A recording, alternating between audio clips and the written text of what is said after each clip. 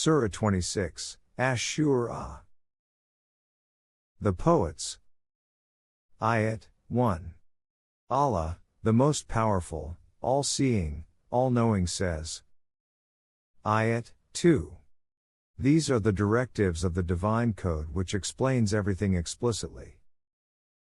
Ayat 3.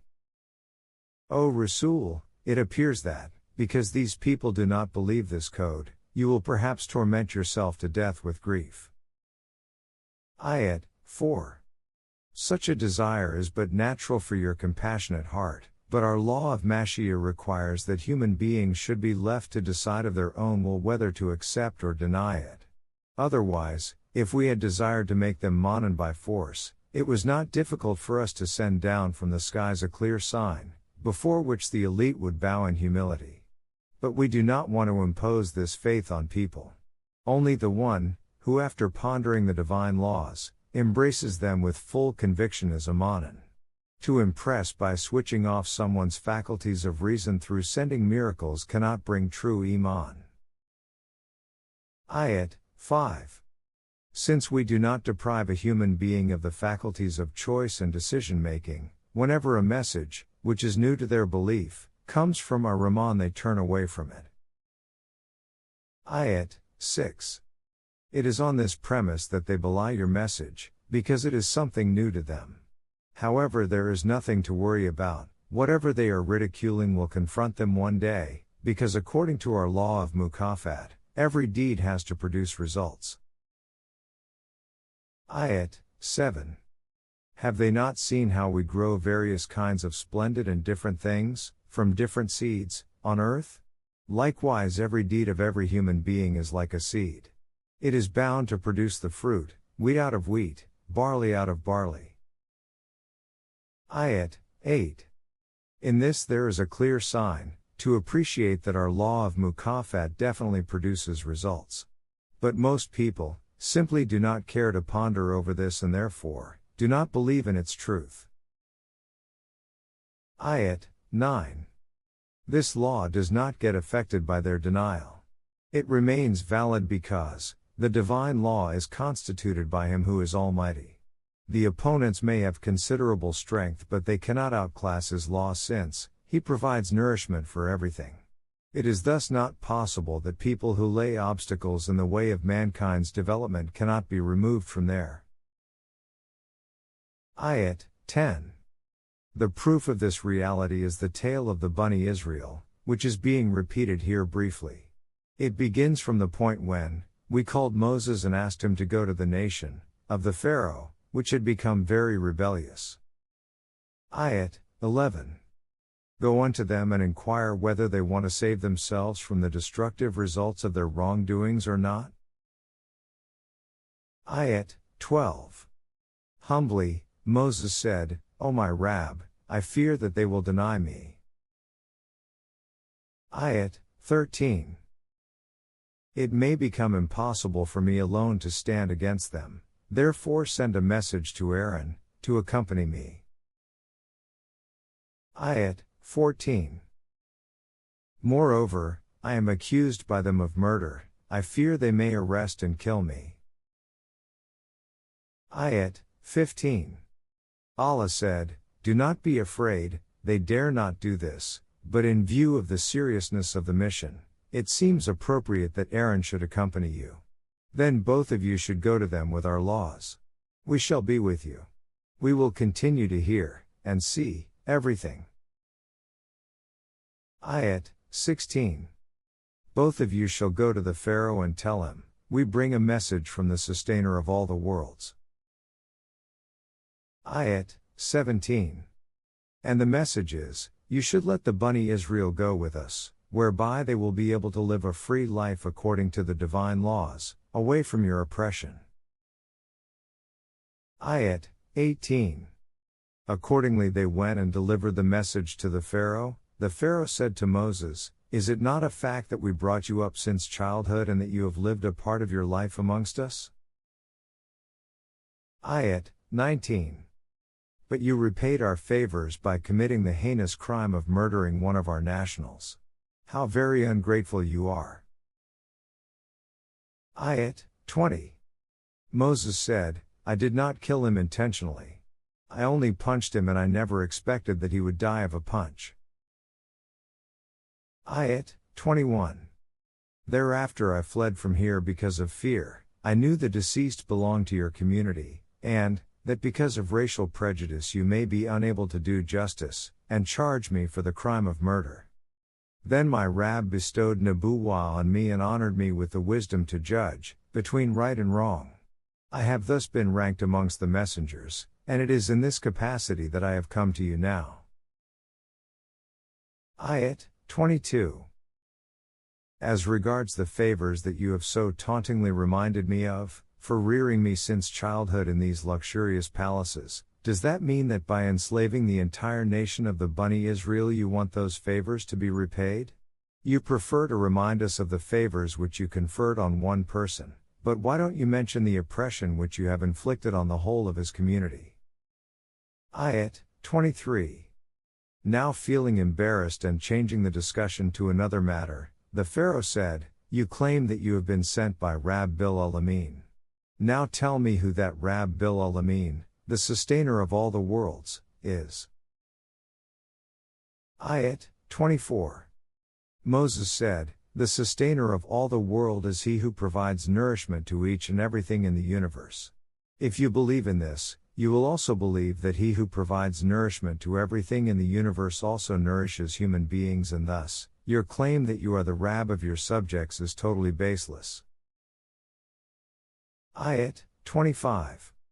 Thereafter the Pharaoh, casting a glance at his courtiers, said to them, Are you not listening to what this person is saying? These words deserve serious attention, so listen very carefully. Ayat 26. Paying no heed to what the Pharaoh said and continuing his arguments, Moses said, That Rabb is not only the sustainer of the outer universe, he is also your Rabb and the Rabb of your forefathers, the earlier pharaohs of Egypt. Ayat 27. The Pharaoh addressed his courtiers and said, Look at this joker. The Rasul who has been sent to you is indeed insane. Ayat 28. Moses, ignoring these frivolous remarks, said, He is the Rabb of the East and the West and all that lies in between. He provides nourishment to each and everything. You can understand this fact very easily if you think about it. Ayat 29. Now the Pharaoh lost his temper and said, If while living in my kingdom you accept the authority of someone other than me, this would amount to open revolt, for which I will put you in prison. Ayat 30. Moses said, What if in support of my claim I bring before you something which is very clear and convincing? Would you still imprison me? Do you want to settle matters by coercion, instead of rationale and reasoning? Is there no other law in the realm of the Pharaoh other than dictatorship? Ayat 31. At this the Pharaoh became embarrassed and said, If you are truthful in your claim, produce whatever new evidence you have. Ayat 32. In reply Moses produced the divine code and laws which were revealed to him and were firmly held by him. This divine code and the directives appeared like a python swallowing all evil beliefs. These laws explain the destructive results of the Pharaoh's system. Ayat 33. Then Moses gave the most illuminating examples and arguments, which proved how bright and prosperous their future would be if they obeyed the divine laws. These arguments were so convincing that any man endowed with insight was bound to be impressed. Ayat 34. Thereafter the Pharaoh said to his courtiers and national leaders, Surely this man is an expert illusionist who is presenting falsehood as truth. Ayat 35. It appears that his plan is to drive you out of your land by taking people with him through deceitful means and establishing his own state. So tell me now what you counsel. Ayat 36-37. They said, Let the matter of Moses and his brother be deferred for some time. Send summons to all the big cities of the state to bring to you expert illusionist priests from different temples. Ayat 38. This was done, and on an appointed day all prominent illusionist priests gathered at a set time and place to confront Moses. Ayat 39. And the ordinary citizens were also invited to the gathering.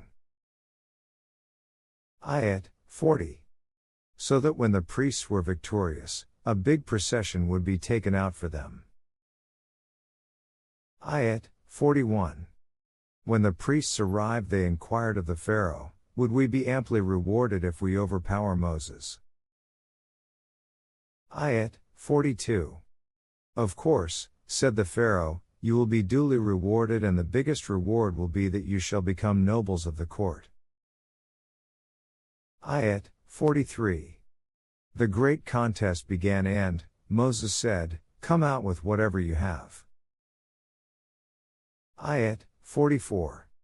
They presented very trivial and weak arguments in support of their religion, and swearing by the might of Pharaoh they declared that they would surely be victorious. Ayat 45. Thereafter, Moses gave solid and convincing arguments in support of the divine order, and one by one his arguments defeated the deceitful claims offered by the priests. Ayat 46. The arguments were so solid and convincing that the truth of the message of Moses became very clear to the priests. They were left with no choice but to bow down to him and accept his arguments. Ayat 47. And pronounce that they believe in the God who is the sustainer of the entire universe. Ayat 48. The Rab of Moses and Aaron. Ayat 49. When the Pharaoh saw that the priests had openly accepted Moses' God, he was livid with rage and thundered, how dare you pronounce your acceptance of the God of Moses without my permission? It appears to me that he, Moses, was in fact your master, who gave you this knowledge of priesthood. You are all together, so that you can jointly defeat me and establish your own state. Very soon you will learn the punishment for this mischief. I will tie you up, put you in handcuffs and shackles, and have your hands and feet cut off. All of you shall be crucified. Ayat 50. They listened to this threat with complete composure and said, you may do whatever you like. It will make no difference, as now the complete perspective of life has changed for us. We now look towards our Rab only. The correct destiny is now visible to us, and all our efforts will be in that direction. Ayat 51. Since at the call of Moses and Aaron we are the first of the believers, we are fully confident that our Rab's law of Rububiyah will protect us from the evil effects of our previous sins. Ayat 52. Thereafter various other incidents occurred, and eventually, we sent a revelation to Moses telling him to take our subjects, the Bani Israel, away during the night and to keep in mind that the Pharaoh would certainly follow them. Ayat 53. The message of Moses as well as the organization of the Bani Israel was having its impact throughout the country. In order to counter that, the Pharaoh sent messengers to all the cities. Ayat 54-55. They forewarned people, a small section of wretched people, namely our enslaved nation of the Bani Israel, is fueling our rage by hatching mischievous conspiracies. However, all of you should rest assured that they will not be able to do any harm because Ayat 56. We have a huge and well-equipped army, with which we can crush them. Ayat 57-58. On the one side the Pharaoh was announcing this, and on the other the divine law of Mukafat was proclaiming, let everyone take note that we have thrown out the Pharaoh and his chiefs, and have deprived them of their gardens and springs, their treasures and all their symbols of status and positions. Ayat 59. This has already happened, and we have made the Bani Israel own, these. Ayat 60. In any case the Bani Israel left Egypt during the night, and, at dawn the Pharaoh's army came out to chase them. Ayat 61. As soon as the two groups came in sight of each other, the followers of Moses exclaimed, "Behold!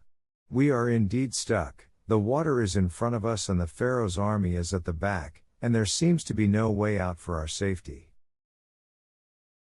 Ayat 62. Moses said, "Do not panic. It shall never happen. The Almighty, who ordered me to leave Egypt like this, is with me and he will surely guide me. We will reach our destination without any fear or danger." Ayat 63. So we sent a revelation to Moses, saying, "Take your people to the sea, from a particular direction, and then cross it at a point where it has become dry." Then when it was dawn, the two groups stood across from each other like huge masses. The Bani Israel on one side of the sea and the army of Pharaoh on the other. Ayat 64. The Pharaoh's army also moved forward, following the Bani Israel, but in the meantime the level of water rose and all of them were drowned. Ayat 65-66. In this manner we pulled Moses and his people safely out of Egypt and drowned the Pharaoh, along with his army. Ayat 67. Indeed there are signs in this episode, for people having insight into the result of the struggle between good and evil. But in spite of this most people do not believe in the truth of the divine law and say that such incidents sometimes occur by coincidence. Ayat 68. The fact is that this happens according to the law of Mukafat, which is so strong and mighty that it overpowers all opposing forces, and provides nourishment to everyone who strives to establish the just system. Ayat 69. Likewise, O Rasul, relate to them the story of Abraham. Ayat 70. When he asked his father and his nation, "What do you worship?" Ayat 71. They replied, "We worship the idols and will continue to do so." Ayat 72-73. Abraham said, "Do they hear you when you call them? Are they capable of giving you any benefit or causing you any harm?" Ayat 74. They said, "Neither do we know all this nor do we want to indulge in such discussions. We found our forefathers worshipping them, so we too are following this practice." Ayat 75-76. Abraham said, "Have you ever thought about the reality of these idols your forefathers worshipped and which you worship now?" Ayat 77. You may continue thinking of them as you please, but as far as I am concerned, I consider them as my worst enemy. My only friend is the Rabb of all the worlds. Ayat 78. Who created me and guides me to the righteous path. Ayat 79. The Almighty who feeds me according to his law of Rububiyyah, not me alone, but all living beings. Ayat 80. And when I fall sick, I am cured according to his law of nature. Thus your belief that some idols give you provisions while others provide you health is no more than your whim. Everything in the universe happens according to the laws made by God. Ayat 81.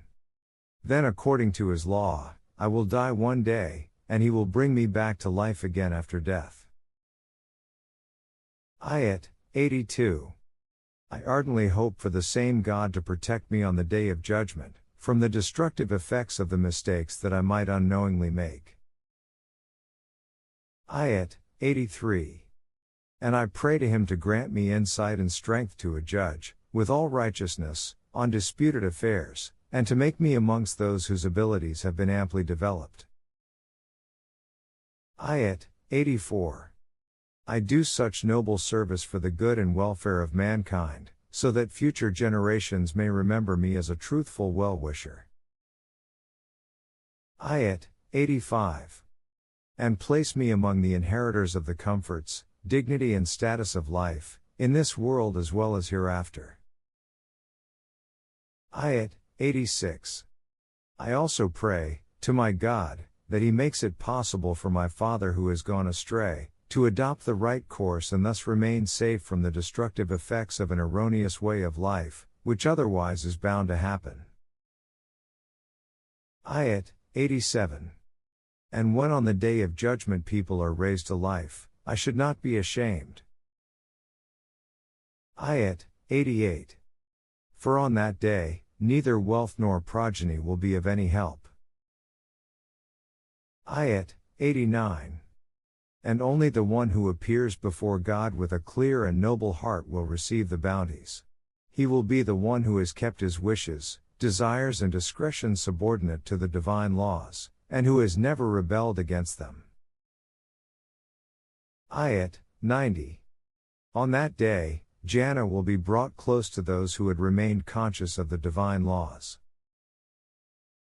Ayat 91. And Jahannam will be visible to those who defied the divine laws and follow the wrong path. Even now Jahannam is not far away from them. It is around them, but at that time it will become visible. Ayat 92. They will be asked at that time, where are your gods whom you worshipped instead of Allah? Ayat 93. Can they help you? Can they call anyone else to help them? Ayat 94. So on that day the people and all the leaders and priests who misled them will be thrown headlong into Jahannam. Ayat 95. That is, the whole army of Iblis. Ayat 96. There they, the chiefs and their followers, will quarrel with one another.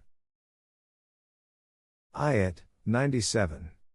The followers will say to the chiefs, by Allah, in following you it was us who were obviously on the erring path. Ayat 98. What greater blunder could there be than that, we considered you our God, the sustainer, and gave you the status of Rabbil Alamin, sustainer of all the worlds. Ayat 99. By taking possession of the sources of nourishment and by restricting their ability to use their intellect, you forced people to follow you, you were thus the real criminals who misled us. Ayat 100. Now we have learnt how wrong we were to trust you and believe that you were our sympathizers, and that you would stand by us in every affliction. Today there is nobody who can stand by us in this difficulty. Ayat 101. Nor do we have any friend who can share our grief. Ayat 102. Oh, how we wish we had another opportunity to live that life. Then we could prove to be the true mu'mineen. Ayat 103. In this story, of Abraham and the foretold facts based on Allah's law of mukafat, there is a noticeable sign, for those who want to ponder and reach the truth. In spite of this there are many who do not profess Iman, because they do not believe in these realities. Instead they take a stand like that of Abraham's nation, saying that they cannot give up the path followed by their forefathers. Ayat 104. Allah's law remains in operation regardless of their belief. He is almighty, and after overpowering all opposing forces, He will continue to provide nourishment to all living beings. Ayat 105. Likewise is the story of Noah's nation which belied our Rusul, messengers. Ayat 106. Noah, who was from amongst their brethren, came as a Rasul. He asked them a straight question: do you want to be safe from the destructive results of your misdeeds? Ayat 107. If you want to remain safe, then listen to me attentively. I have been sent to you by God as a Rasul of peace. Ayat 108. If you want to protect yourself from destruction, you must be conscious of Allah's laws. The practical way for this is for all of you to obey me, because these divine laws can only be followed collectively.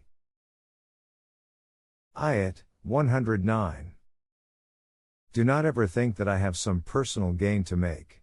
I am saying this only for your benefit. I do not ask you for any compensation for this. My compensation rests with Allah Almighty, who is Rabbil Alamin and the sustainer of the worlds. Ayat 110. Just obey me in order to lead a life according to the divine laws.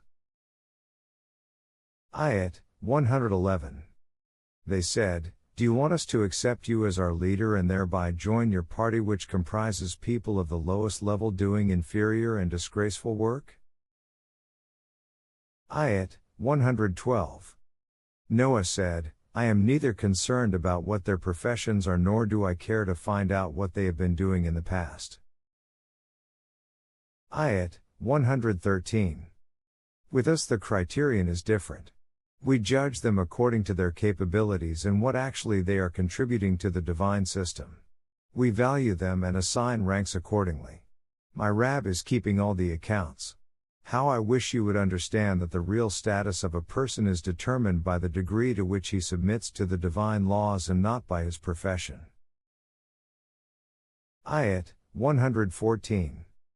Just to please you I will not drive away these people who have become my companions by believing in the truth of the divine laws. These poor people who are carrying on with their ordinary professions are very dear to me and are more worthy of respect than the nation's elite who oppose the divine laws. Ayat 115. In any case, my duty was to warn you about the destructive consequences of your erroneous way of life, and I have done that in no uncertain terms. Now it is up to you either to accept or to reject it. Ayat 116. They said, you are creating chaos in society by giving equal rights to lower grades people. If you do not stop, you shall certainly be stoned to death. Ayat 117. Noah prayed, O my Rab! My own folk are denying what I tell them. Ayat 118. Therefore pronounce a conclusive decision between us and save from their cruelty, me and my folk who have embraced Iman and your laws. Ayat 119. So we made Noah and his companions embark on an already laden ship and took them away safely. Ayat 120. And those who remained behind drowned, because of their stubbornness and pride. Ayat 121. In this episode of Noah there is a clear sign for the wise, about the truth of our law of Mukafat. In spite of this most people do not believe in this law. Ayat 122. However, there is nothing to be disheartened about, the divine law is very powerful. It will ultimately prevail and continue to provide God's universal sustenance. Ayat 123. Similarly the nation of Ad also belied our Rusul, messengers. Ayat 124. Finally, Hud, one of their own brethren, asked them, would you like to be safe from the destructive results of your misdeeds? Ayat 125. If you are really serious then listen to me, for I have been sent to you by God as a Rasul of peace. Ayat 126. And if you want to live a life according to the divine laws, you should obey me. Ayat 127. Also note that I do not ask for any compensation from you. My compensation rests with Allah Almighty, the Rabb bil Alamin. Ayat 128. On top of the hills you construct huge monuments, which are of no practical use to anyone. What benefit do they provide to humanity at large? If at all you want to construct something, build something that could be of use to the people. Ayat 129 to 130. Furthermore, you make all sorts of equipment, including armament, not because you want to prevent aggression but only to ensure that your hold on the oppressed remains firm, and that you can maintain your control, authority and terror for all times to come. Ayat 131. As this surely is a wrong attitude, you should abandon it. In order to remain in conformity with the divine laws, you should obey the system which I am striving to establish. Ayat 132. Stay in line with the laws of Allah who, as you know, has abundantly provided you with the necessities of life. Ayat 133 to 134. He has also abundantly aided you with cattle, increased the population of your tribe and given you lush green gardens with springs to irrigate them. All this is provided by the Almighty and none of this is of your creation. But you are utilizing the power of all this to carry out aggression on others. Ayat 135. Therefore I fear the retribution of the awful day which will befall you because of this way of life. Ayat 136. They replied tauntingly, better keep all the sermons to yourself as we do not need all this, as far as we are concerned your advice and sermons make no difference to us. Ayat 137. All these threats, of God, destruction and chastisement through Allah's law of mukafat, which you threaten us with, are only fables of the old people. Ayat 138. We shall not be doomed. Ayat 139. They denied each and everything that Hud said and considered them to be lies. Consequently our law of mukafat destroyed them. In this story of the tribe of Ad there is a clear sign for the wise, and for the truth of our law of mukafat. In spite of this, the majority of them will not believe it. Ayat 140. It makes no difference to Allah's law whether they embrace the faith or not, which will continue to function, it is very powerful. It will remove all the obstacles that hinder the development of human beings. Ayat 141. Likewise, the tribe of Thamud belied their messengers. Ayat 142. Eventually, Saleh, who was one of their brethren, came and asked them, would you like to be safe from the destructive results of your misdeeds? Ayat 143. If you are serious, then listen to me carefully, I have been sent to you by God, as a Rasul of peace. Ayat 144. In order to be in conformity with the divine laws, you should obey the system which I am striving to establish.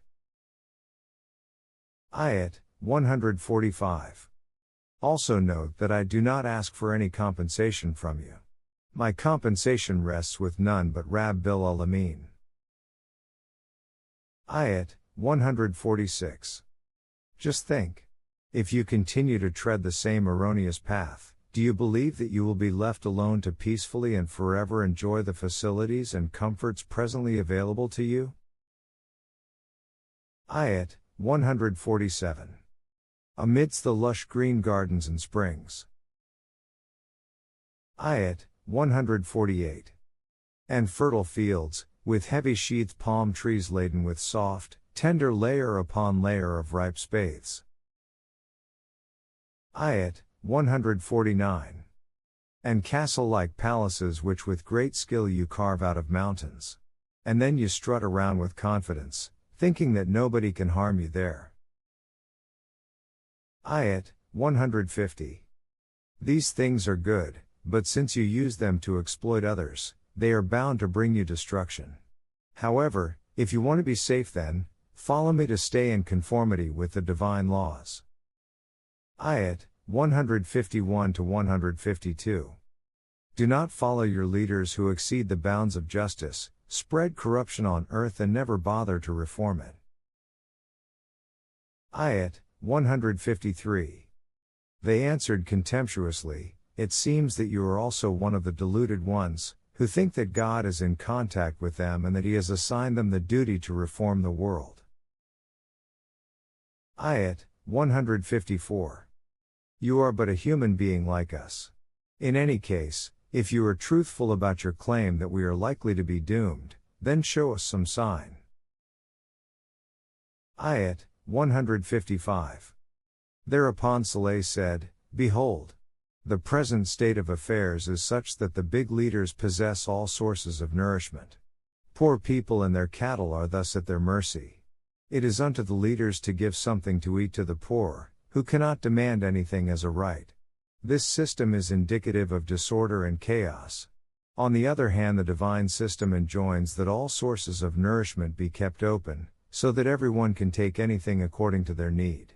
Now, in order to ascertain whether you are ready to adopt this system, I shall give you a very simple test.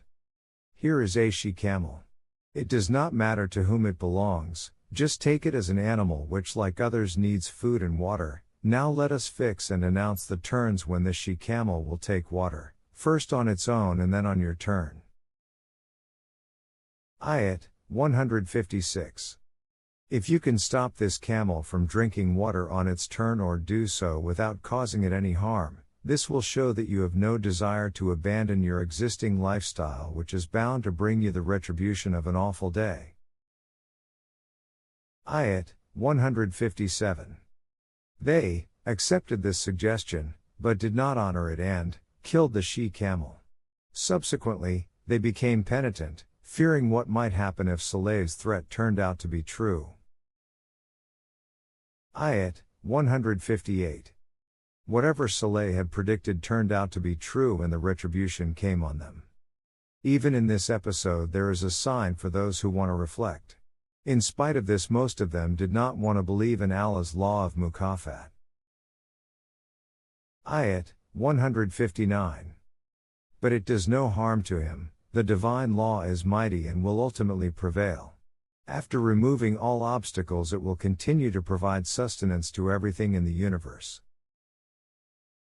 Ayat 160. Likewise is the story of Lot's nation, who too belied our Rusul, messengers. Ayat 161.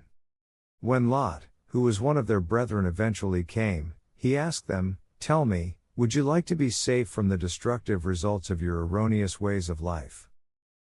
Ayat 162. If you are serious, then listen to me carefully, for I have been sent to you as a Rasul of peace. Ayat 163. So follow these laws, and the practical way is that you should obey me. Ayat 164. And I do not ask for any compensation from you.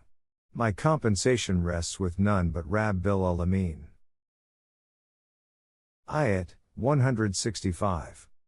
Such is your plight that for sexual satisfaction you have adopted a way different from the rest of the world.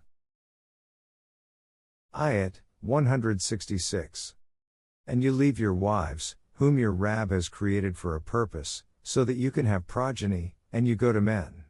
Certainly you have crossed all limits. Ayat 167. They gave no reply to Lot as they had nothing to say. On the contrary, they rebuffed him, saying that they were fed up with his sermons. If you do not desist from this and continue to admonish us, you will be expelled from our town. Ayat 168. Lot said, "You can do whatever you like, but I will not keep quiet, as this is an abominable act. And I utterly abhor such acts. It is impossible for me not to oppose such abominable acts. Hence I cannot stop myself from reprimanding you." Ayat 169. And Lot prayed, "O my Rabb, keep my companions and me safe from the destruction which is likely to come as a result of their misdoings." Ayat 170. We thus safely took him out, along with all his companions, except Lot's old wife. Ayat 171.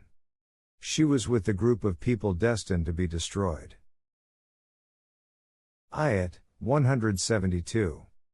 Then we destroyed all those who had remained behind. Ayat 173.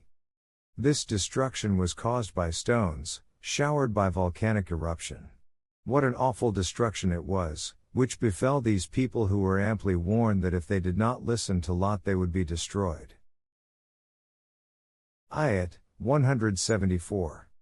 In this episode as well there is indeed a message and signs, for people of intellect.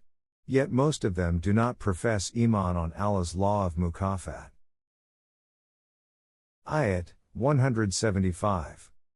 But it does no harm to him, The divine law is very powerful and will ultimately prevail. After removing every obstacle, it will continue to provide sustenance to everything in the universe. Ayat 176. Likewise is the story of the dwellers of Midian, who denied their messengers. Ayat 177. Eventually Shu'aib came to them and asked them, "Would you not like to be safe from the destructive results of your misdeeds?" Ayat 178. If you are serious, then listen to me carefully, for I have been sent to you as a Rasul of peace. Ayat 179. Follow these laws, and the practical way is that you should obey me. Ayat 180. I do not ask for any compensation from you, as my compensation rests with the Rabbil Alamin, the sustainer of the worlds. Ayat 181. Abandon your erroneous ways and always give full measure. Do not give less than that which is due. Ayat 182. And in all dealings, weigh with proper scales. Ayat 183. Do not deprive people of what is rightfully theirs.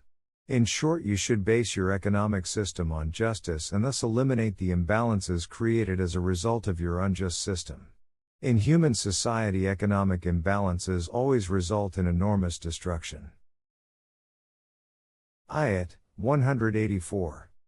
The only way to be safe from destruction is to live a life in conformity with the laws of the God who has created you and the generations before you. The God who created human beings has also provided ample means for their nourishment. These means should be distributed in such a way that no one should remain without fulfillment of his basic needs. Ayat 185. They said, "It also appears that you are one of those deluded persons who are under the hallucination that the Almighty talks to them, and who then try to become reformers of the nation." Ayat 186. You are an ordinary human being like us. How could you be a Rasul of Allah? We deem that your claim is a lie. Ayat 187. If you are truthful about your claim that some doom will befall us because of our erroneous way of life, then can you make a segment of the sky fall upon us, and thus bring about that unforeseeable destruction? Ayat 188. Shu'aib said, "Why should I bring heavenly destruction? My Rabb is fully aware of what you are doing and what kind of doom is likely to come to you because of these misdeeds." Ayat 189. But they continued to denying him, until the time was ripe for the outcome of their misdeeds to appear and cover them from all sides. It was indeed a chastisement of a most terrible day. Ayat 190.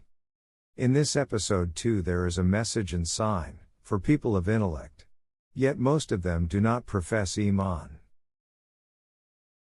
Ayat 191. But it does no harm to him, the divine law is mighty and will ultimately prevail.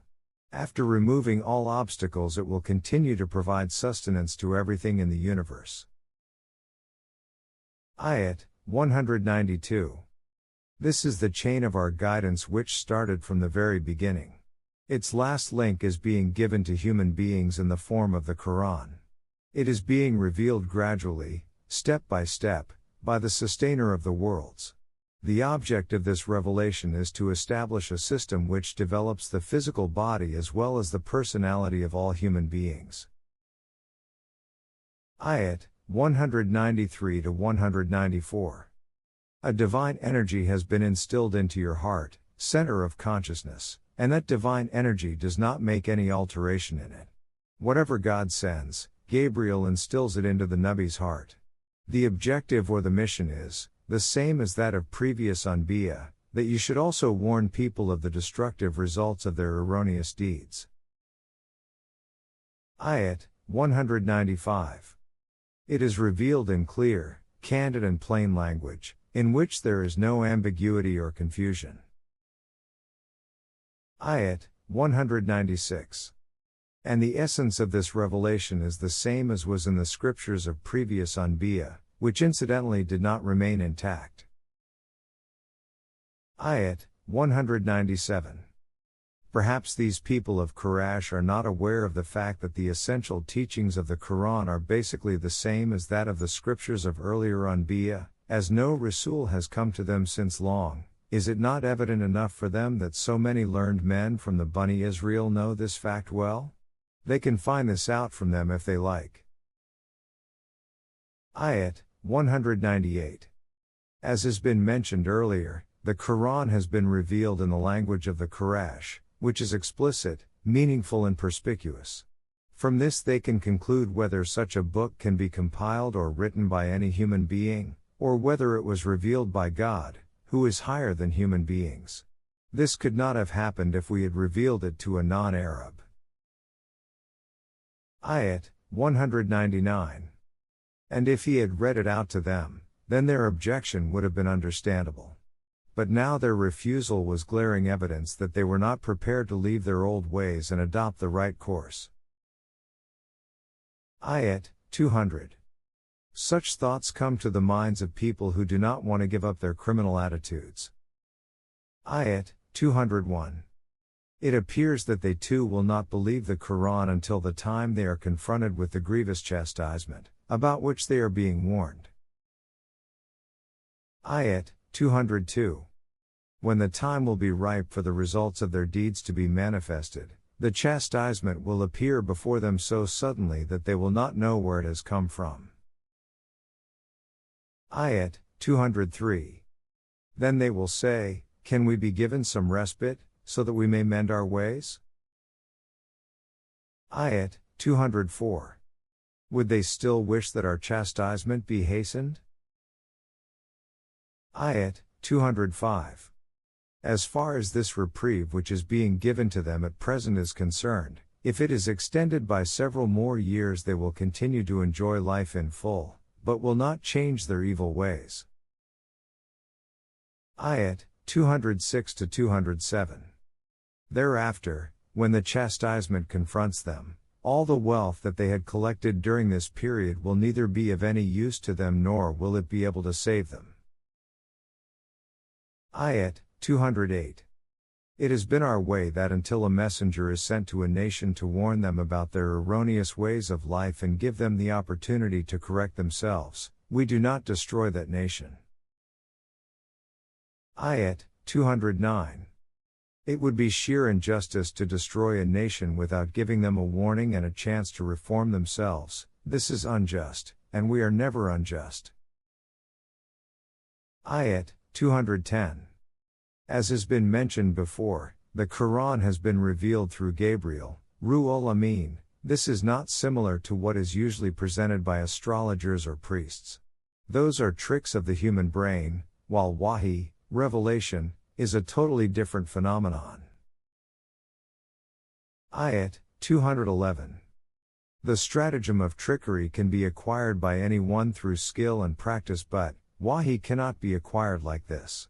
It is bestowed by the Almighty upon one who is considered worthy of it. The magicians, sorcerers or monks are not worthy of it. Ayat 212. Apart from receiving wahi or having it from the heavens, these people cannot even hear of the center from where wahi originates. Ayat 213. Therefore, to consider that a human being can produce the like of wahi by his skill or hard work, amounts to equating man with Allah. Wahi lies in the exclusive domain of Allah Almighty, neither has any human being any involvement in it, nor can anyone produce something similar. People who think that both these things are alike are under great delusion, and the outcome of such a consideration is nothing but destruction. Do you not understand this? Ayat 214. It is also worth noting that intention and inspiration are individual experiences. Their effect is limited to the person experiencing the phenomenon. Their purpose is neither to revolutionize the human world, nor to bring revolution in society. On the contrary, the purpose of wahi is to revolutionize human society. That is why the recipient of wahi comes back to the human world after he has received wahi from God, O Rasul. This is your purpose as well. Therefore, first of all you should invite from amongst your society those who are close to you. That is, to follow the example of Abraham, who first started preaching to his own family. Ayat 215. Then you should give affectionate and loving protection to those who profess Iman and follow you. This will form a group which will comprise the first claimants of this revolution. Ayat 216. On the other hand, tell those who revolt against your invitation, I have conveyed to you the message of the Almighty, and I will not be responsible for whatever you do after that. Ayat 217. You should keep on conveying the message and put complete trust in the laws of the one who is all-powerful and capable of removing the obstacles in the way of every form of development of mankind. Ayat 218. God is keeping an eye over your program and the struggle you are undertaking. He sees even when you stand up. Ayat 219. And He sees you even when you are moving around among members of your group who have bowed before His laws. Ayat 220. Most certainly He hears everything and watches over every deed. Ayat 221. Moreover, sorcery or magic is something which can be acquired with practice. It is not even necessary that the person should have a good character. Let me tell you about the people who acquire such skills. Ayat 222. These people are also wicked liars. They live by deceitful means and their human abilities are severely debilitated. Ayat 223. They listen from here and there, bits and pieces, some use their imagination and some resort to fraud. Most of them lie intentionally. And some of them deceive themselves. Ayat 224. Besides soothsayers and magicians, poets also claim that whatever they say is based on intuition and that the source of wahi and poetry is the same, namely revelation. This notion is wrong as there is a basic difference between the two. The groups that follow wahi have a definite objective before them, and every action of theirs produces concrete and positive results. On the other hand, those who follow the poets deceive themselves. They are swayed by emotions and cannot face the facts. Like locust swarms, they seem countless in numbers, but the outcome of their labor is disorder and chaos. Ayat 225. As far as the poets are concerned, they think that they have knowledge of the unseen, yet actually, they are like camel who develop the strange sickness of fake and unquenchable thirst as they distractedly wander in every valley and desert. In other words, throughout their lives the poets are driven by emotions, and that too is fake and unrealistic. Ayat 226. And the biggest difference is that their own lives are not according to what they say. They themselves do not act upon their own words. Therefore, how can a messenger of Allah, who has been inspired by divine revolution, be like such poets? This certainly is not worthy of him. Ayat 227. However, those who believe in wahi have a definite objective in life. Their program is such that it develops their abilities and helps in solving problems of society. They are always conscious of divine laws and never let them go out of sight. Whenever they are oppressed and treated unjustly, they do not give vent to their feelings by writing satiric poetry, but take revenge to defend themselves. Furthermore, they establish a system in which the oppressors and wrongdoers are not left unbridled to do whatever they like, without anyone to check them. In this system, people will clearly realize the destination they would be taken to after being diverted from the erroneous path and what their destined abode would be. The Momineen can thus collectively put an end to the evil regime of the Zalimeen. This is the difference between the status and function of a Nabi and the so-called claimants of sorcery and intuition.